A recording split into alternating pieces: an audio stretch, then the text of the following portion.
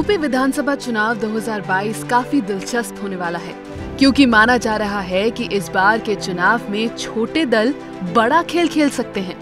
तभी तो भारतीय जनता पार्टी से लेकर अखिलेश यादव की समाजवादी पार्टी, मायावती की बहुजन समाज पार्टी और कांग्रेस तक तमाम बड़े दल छोटे दलों पर निगाहें गड़ाए हुए बैठे हैं। उत्तर प्रदेश के छोटे दल बड़ा दांव की इस सीरीज में हम आज आपको निषाद पार्टी के उदय से लेकर अस्तित्व में आने तक के बारे में विस्तार से बताएंगे।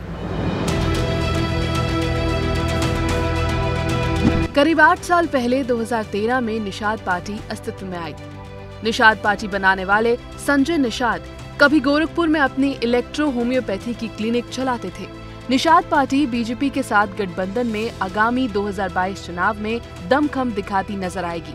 बता दें कि संजय निषाद राजनीति में 2 दशक से सक्रिय हैं। वो सबसे पहले बामसेव से जुड़े थे। कैंपियरगंज विधानसभा से एक बार चुनाव भी लड़ चुके हैं, लेकिन असफल रहे। फिर निषादों की जाति की राजनीति से जुड़ गए।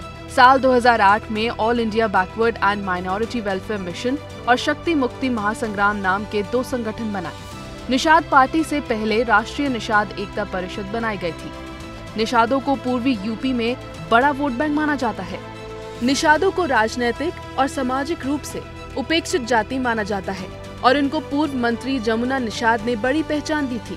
उनकी मृत्यु के बाद निषादों का कोई सर्वमान्य नेता नहीं था, लेकिन धीरे धीरे निषाद पार्टी ने अपनी पहचान बनाई और निषाद पार्टी के लिए 7 जून 2015 में गोरखपुर के सैजनवा का कसरवल कांड अहम मोड़ लेकर आया।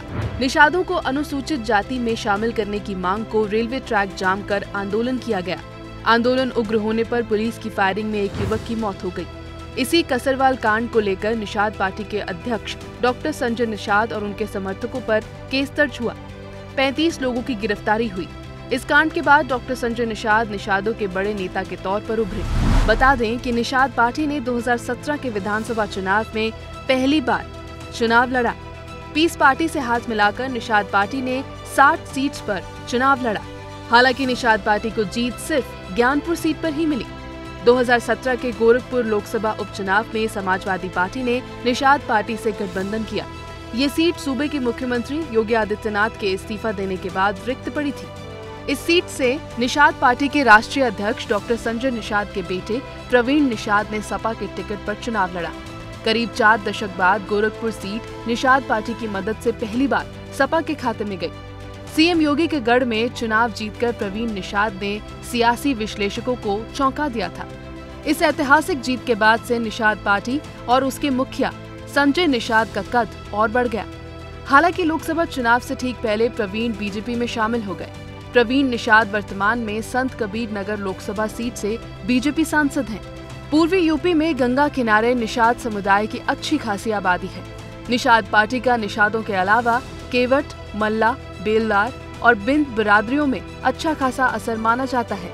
गोरखपुर, देवरिया, महाराजगंज, जौनपुर, संत कबीर नगर, बलिया, भदोही और वाराणसी समेत यूपी के 16 जिलों में निषाद समुदाय के वोट जीत हार में बड़ी भूमिका अदा कर सकते हैं।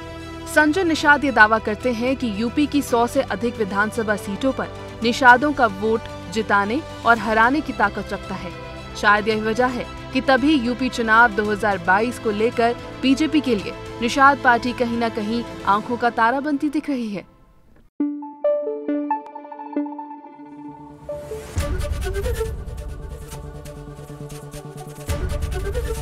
एबीपी गंगा, खबर आपकी, जुबान आपकी।